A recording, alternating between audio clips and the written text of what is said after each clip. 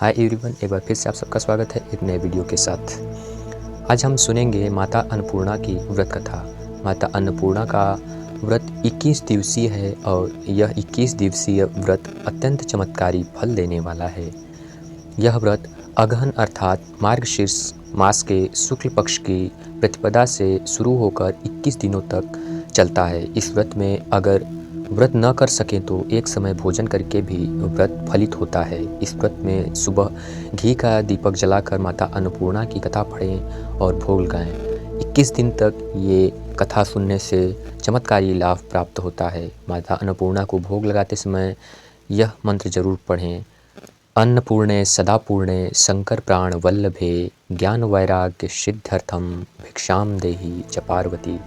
माता च पार्वती देवी पिता देवो महेश्वरः बांधवा शिवः भक्ताश्च स्वदेशो भुवनत्रयम्। ये पढ़कर माता अन्नपूर्णा को भोग लगाने से मनवांछित इच्छा पूर्ण होती है। एक समय की बात है कि काशी के निवासी धनंजय की पत्नी सुलक्षणा था।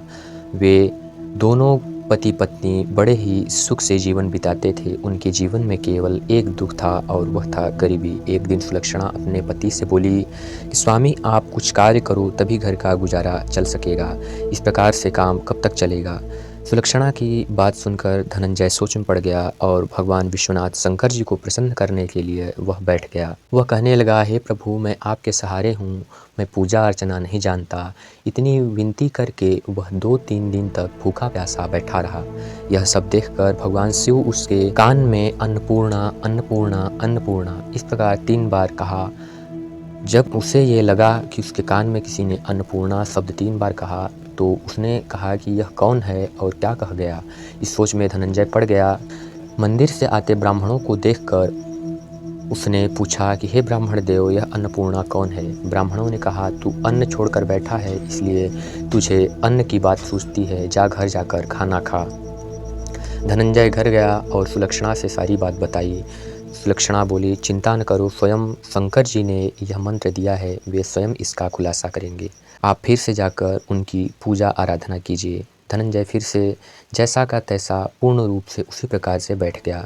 रात्रि में शंकर जी ने आज्ञा दी, कहा, तू पूर्व दिशा में चलता जा, पूर्णा का नाम जपता चला जा, रास्ते में फल खाता, झरनों का पानी पीता। इस प्रकार से कई दिनों तक वह चलता रहा। वहाँ उसे चांदी सी चमकती वन की शोभा देखने को मिली। सुंदर सरोवर देखने में या उसे किनारे अप्सराएं झुंड की झुंड बनाए हुए बैठी थी।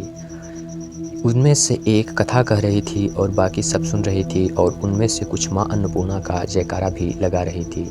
अगहन मास की उजाली रात्रि थी और आज का एक व्रत आरंभ था। जिस शब्द की खोज करने वह निकला था उसे वहाँ सुनने को मिला। धनंजय उन देवियों के पास गया और उनसे पूछने लगा कि आप लोग यह क्या कर रही हैं।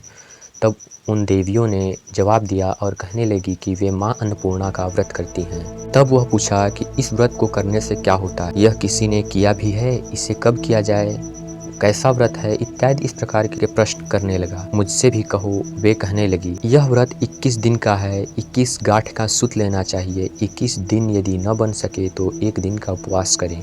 यह भी न बने तो केवल कथा सुनकर ही प्रसाद लें। भोजन न करें, कथा कहें। कथा सुनने वाला कोई न मिले तो पीपल के पत्तों को रख सुपारी या घृत कुमारी वृक्ष के सामने कर दीपक को साक्षी कर सूर्य, गाय, तुलसी या भगवान शिव को बिना कथा सुनाए मुख में अपने अन्न नहीं डालना चाहिए। यदि भूल से कुछ मुख में पड़ जाए तो 1 दिवस तक उपवास रहें। व्रत के दिन गुस्सा और झूठ न बोलें।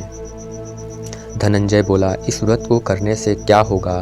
तब इस पर वे उत्तर देती हैं कि इसके करने से अंधों को नेत्र मिले, लूलों को हाथ मिले, निर्धन को धन मिले, बांझी को संतान मिले, मूर्ख को विद्या आए और जिसने जो कामना की माँ ने उसकी सभी इच्छाएं पूर्ण की। वह कहने लगा, बहनों, मेरे पास भी धन नहीं है, विद्या नहीं है, कुछ भी तो नहीं है। मैं दुखिया ब्राह्मण हूँ, मैं दुख का मारा हूँ। मुझे इस व्रत से अगर कुछ मिलता है तो मैं इसे जरूर करूँगा। तब देवियाँ कहती हैं, हाँ भाई, तेरा कल्याण हो, तुझे देंगी, ले इस व्रत का मंगल सूत्र ले। धनंजय ने व्रत किया और व्रत पूरा हुआ। तभी सरोवर में से 21 खंड की सुवर्ण सीढ़ी हीरा मोती जड़ी हुई प्रकट हुई।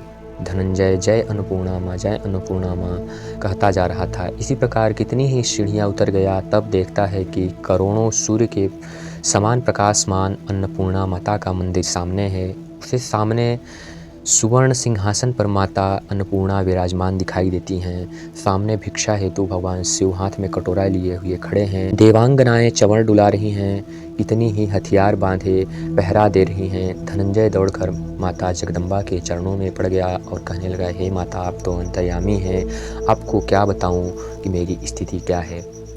देवी उसके मन के क्लेश को जान गई। माता बोली, मेरा व्रत तूने किया है, जा, संसार तेरा सत्कार करेगा। माता ने धनंजय की जिह्वा पर बीज मंत्र लिख दिया। अब तो उसके रोम रोम में विद्या पुलकित होने लगी। इतने में क्या देखता है कि काशी विश्वनाथ के मंदिर में खड़ा है। माँ का वरदान ले धनंजय अपने घर को लौटा। सुलक्षणा से यह सब बात बताई। माता जी की इस कृपा से उसके घर में संपत्ति उमड़ने लगी। छोटा सा संसार, उसका छोटा सा घर बहुत बड़ा बन गया। अगर आपको कथा अच्छी लगी हो तो हमारे YouTube चैनल पद्मा जानकी को सब्सक्राइब करना ना भूलें। Thank you.